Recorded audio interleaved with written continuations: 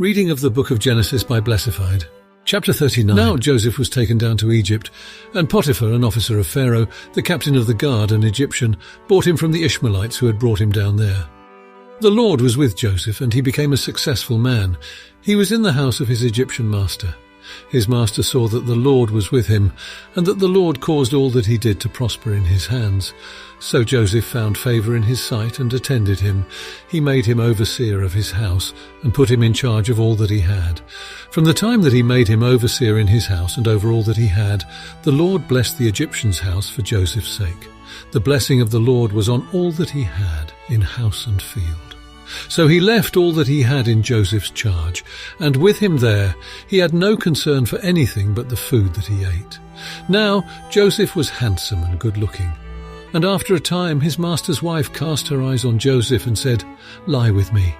But he refused and said to his master's wife, "Look, with me here my master has no concern about anything in the house, and he has put everything that he has in my hand.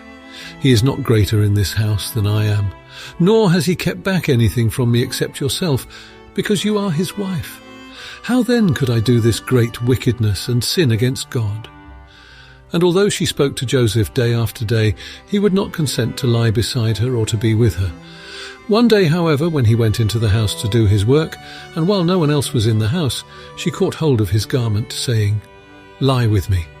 But he left his garment in her hand, and fled and ran outside.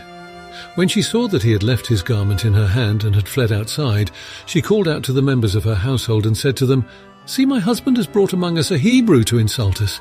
He came in to me to lie with me, and I cried out with a loud voice, and when he heard me raise my voice and cry out, he left his garment beside me and fled outside."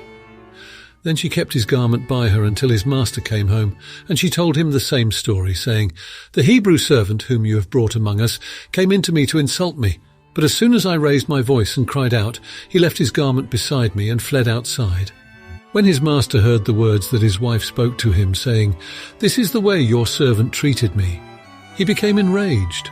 And Joseph's master took him and put him into the prison, the place where the king's prisoners were confined. He remained there in prison. But the Lord was with Joseph and showed him steadfast love. He gave him favor in the sight of the chief jailer. The chief jailer committed to Joseph's care all the prisoners who were in the prison, and whatever was done there, he was the one who did it. The chief jailer paid no heed to anything that was in Joseph's care, because the Lord was with him, and whatever he did, the Lord made it prosper.